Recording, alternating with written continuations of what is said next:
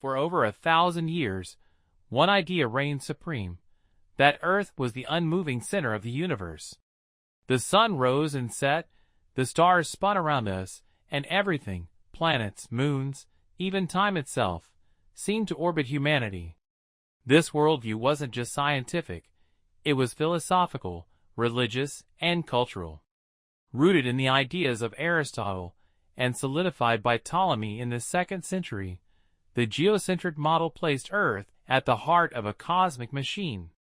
To challenge it wasn't just heresy against astronomy, it was heresy against the order of existence itself. But in the 1500s, something radical happened. A quiet Polish mathematician named Nicolaus Copernicus published a book called De Revolutionibus Orbium Coelestium, on the revolutions of the heavenly spheres. Inside was a dangerous idea. What if Earth wasn't the center? What if it moved? What if the sun was at the center instead? The heliocentric model didn't just simplify the math of planetary motion, it rearranged reality. Suddenly, Earth was just one planet among many, spinning and orbiting through space like the rest. But Copernicus was cautious. The book wasn't published until the year of his death. Then came Galileo Galilei, a century later, armed with a telescope and a fearless mind. When he turned his lens skyward, he saw moons orbiting Jupiter, proving that not everything revolves around Earth. He saw sunspots, showing the sun itself was imperfect and dynamic. He saw mountains and craters on the moon, breaking the illusion that heavenly bodies were flawless divine spheres. The heavens weren't perfect. They weren't unchanging. And Earth? It wasn't the center of the show anymore. Galileo was brought before the Inquisition. He was forced to recant. But the seed was planted. This wasn't just a new solar system map. It was a philosophical upheaval, a cosmic demotion for humankind. The heliocentric revolution didn't just rewrite astronomy. It marked the birth of modern science, a shift from tradition to observation, from belief to evidence. And once we stopped seeing ourselves as the center of everything, we finally began to understand the universe. Why does an apple fall from a tree, but the moon doesn't fall from the sky? To most people in the 1600s, these were unrelated questions. One belonged to Earth, the other to the heavens. But to one curious mind, they were part of the same mystery. And answering it would change the universe forever. Enter Isaac Newton, a young Englishman born during a plague, who would become one of the most important figures in scientific history. By the late 1600s, astronomy was still piecing together the solar system puzzle. Kepler had shown that planets moved in elliptical orbits, and Galileo had championed observation over dogma. But something was still missing. Why did planets move the way they did? What force held the universe together? Newton found the answer: gravity. According to legend, he saw an apple fall and wondered, why does it fall straight down? What force pulls it? And more intriguingly, could that same invisible force reach all the way to the moon? In a stunning leap of imagination, Newton proposed that gravity wasn't just a local Earth phenomenon, it was universal. The same force that pulls an apple to the ground also keeps the moon in orbit, the planets circling the sun, and holds entire galaxies together. Then came the real magic, mathematics. Newton formulated the 3 laws of motion, revealing how objects move and how forces act upon them. And with his law of universal gravitation, he showed that every object with mass pulls on every other object, and the strength of that pull depends on their masses and the distance between them. This was more than just physics. It was a cosmic unification, linking Earth and sky under the same elegant rules. For the first time in human history, we had a system that could predict the motion of planets, moons, and comets. You could plug numbers into equations and calculate where Mars would be years in advance. Astronomy was no longer just about watching the stars. Thanks to Newton, it became a science of precision, a clockwork universe, guided by laws as clear and constant as the stars themselves. His book, Philosophiae Naturalis Principia Mathematica, or simply the Principia, became the foundation of classical physics, and for over 200 years, it remained the gold standard for understanding the cosmos. Newton didn't just describe gravity. He gave humanity a tool, a language, to decode the universe. Imagine thinking you've mapped the entire universe, only to realize you were looking at a single island in an infinite ocean. That's exactly what happened in the 1920s, when one man peered through a telescope and shattered the boundaries of everything we thought we knew. For centuries, humanity believed the Milky Way was all there was, a vast but self-contained universe made up of stars, gas, and dust. Everything we saw, every point of light, was thought to be part of our galactic home. But in 1923, astronomer Edwin Hubble, working at the Mount Wilson Observatory with the massive Hooker telescope, spotted something strange in the so-called Andromeda Nebula. Using Cepheid variable stars, special stars whose brightness pulses in a predictable pattern, Hubble calculated its distance. The result? Far too distant to be part of the Milky Way. Andromeda wasn't a nebula within our galaxy.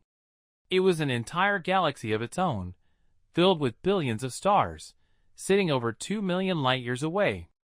And it wasn't alone. One by one, those fuzzy patches of light, previously dismissed as nearby clouds of gas, were revealed to be island universes in their own right. The cosmos didn't just get bigger. It became unfathomably vast. But Hubble wasn't done. By analyzing the light coming from these galaxies, he noticed something astonishing.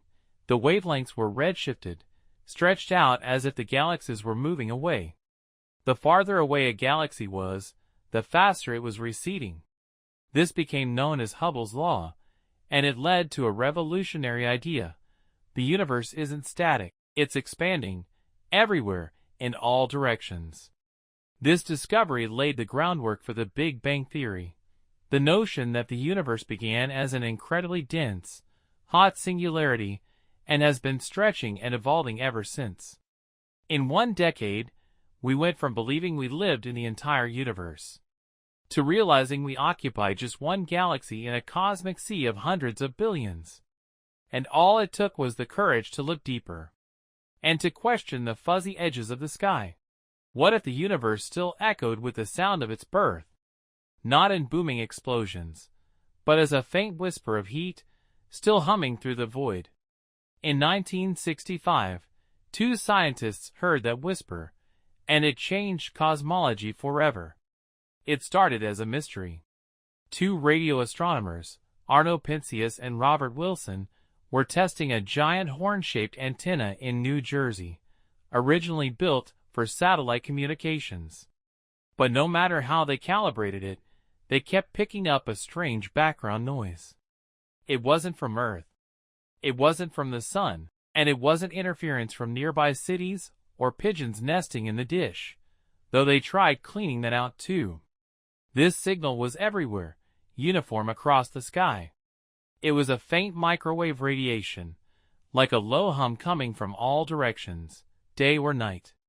What they didn't know at first was that they had stumbled onto one of the most important discoveries in the history of science, the cosmic microwave background, or CMB. It was the afterglow of the Big Bang, the cooled-down relic of the universe's fiery birth, still radiating today as a uniform microwave signal. Originally predicted by theorists like George Gamow and Robert Dicke, this radiation was thought to be the leftover heat from when the universe was just 380,000 years old, when atoms first formed and light could finally travel freely through space. What had once been a blinding fireball had now stretched and cooled over billions of years into a faint, cold whisper, just a few degrees above absolute zero. Penzias and Wilson had no idea they'd found it, but when they published their results, cosmologists instantly recognized its significance. This wasn't just a cool signal. It was the smoking gun, direct evidence that the universe began in a hot, dense state and has been expanding and cooling ever since. The cosmic microwave background became one of the pillars of modern cosmology. It confirmed that the Big Bang wasn't just a theory, it was written across the sky. And today, with precision instruments like COBE, WMAP, and Planck, we've mapped this radiation in exquisite detail, revealing tiny fluctuations that would grow into galaxies, stars, and eventually us. In that faint microwave glow, we're not just seeing light, we're seeing the birth certificate of the universe. For as long as humans have looked at the stars, we've asked a simple, haunting question: are we alone? For most of history, the answer was pure speculation. But in the last few decades, the silence of the cosmos began to crack, and new worlds started to appear. For centuries, other planets meant Mercury through Neptune, familiar names, familiar orbits. Everything beyond belonged to myth, science fiction, or imagination. But in 1992, that changed forever. Astronomers Alexander Woolsey and Dale Frail detected the first confirmed exoplanets, orbiting not a regular star, but a pulsar, the collapsed, dead core of a supernova. It was strange, unsettling, and revolutionary. Planets could exist in places no one expected. Then, in 1995, came the breakthrough that shattered the boundaries of our solar system. 51 Pegasi b, a giant gas planet orbiting a sun-like star. It was the first real confirmation that planetary systems like ours might be commonplace, not rare. At first, the planets we found were hot Jupiters, enormous gas giants whipping around their stars in just days. They were easy to detect because of their size and the gravitational wobble they caused. But as detection methods improved, with tools like transit photometry and radial velocity measurements, the universe began to reveal its true diversity. We found super-Earths, mini-Neptunes, and even rocky planets in their stars' habitable zones, regions where liquid water could exist. The Kepler Space Telescope, launched in 2009, took the search to another level. Over its mission, it detected thousands of exoplanets, some with sizes and orbits eerily similar to Earth. Today, we've cataloged over 5,000 confirmed exoplanets, and that number grows constantly. Some are scorched by twin suns. Others orbit in eternal twilight. And some, just maybe, could support life. With the launch of the James Webb Space Telescope, we're now beginning to analyze the atmospheres of these alien worlds, searching for water vapor, oxygen, methane, the chemical fingerprints of biology. The question has flipped. It's no longer, are we alone? It's, which one do we look at first? In just a few decades, we've gone from wondering if Earth is unique to realizing it might be one of countless possible homes. The cosmos is no longer just a place of stars. It's a galaxy of worlds. What if the universe could speak? Not in words, not even in light, but in ripples of space-time itself. In 2015, for the first time in human history, we heard it. 100 years earlier, Albert Einstein made a bold prediction. According to his general theory of relativity, massive objects in motion, like stars or black holes, should create tiny ripples in the very fabric of spacetime. He called them gravitational waves. But even Einstein thought they'd be too faint to ever detect. Fast forward to September 14, 2015. Two black holes, each dozens of times more massive than our Sun, spiraled toward one another, collided, and merged in a violent explosion of pure gravity. Over 1 billion light-years away, that collision sent out ripples, not through air or space, but through spacetime itself. And those ripples reached Earth. At that exact moment, two detectors on opposite sides of the U.S., part of the LIGO Observatory, registered the tiniest disturbance imaginable, a change in length smaller than a proton. But that tiny signal was unmistakable. We had just heard the collision of black holes, not with telescopes, not with light, but with gravitational waves. It was a cosmic whisper, like hearing the universe's heartbeat. The sound it made? A soft chirp, rising in frequency as the black holes spiraled faster and faster before merging. This wasn't just a technical triumph. It was the birth of a new kind of astronomy. Until now, we had explored the universe only through light, visible, radio, X-ray, infrared. But light can be blocked, scattered, absorbed. Gravitational waves, on the other hand, pass through everything, carrying pure information from the most extreme events in the cosmos.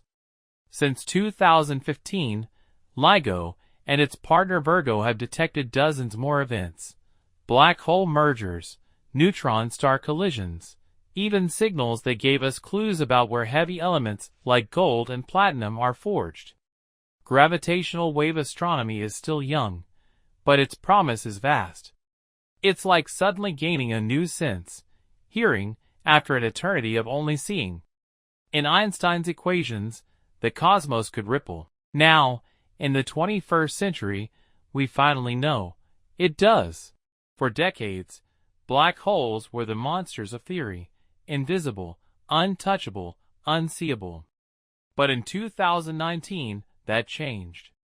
For the first time in history, we looked into the abyss and saw it staring back.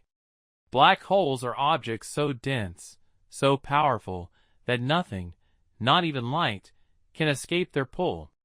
For a century, they were theoretical beasts, predicted by Einstein's general relativity, but never directly observed. We could infer their existence, feel their gravity, watch stars dance around their invisible presence. But actually seeing one?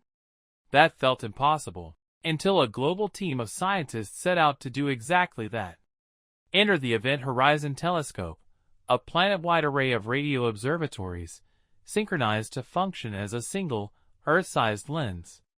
It wasn't a single telescope, but a global collaboration, linking instruments across 8 sites from Hawaii to Antarctica to the Spanish Sierra Nevada.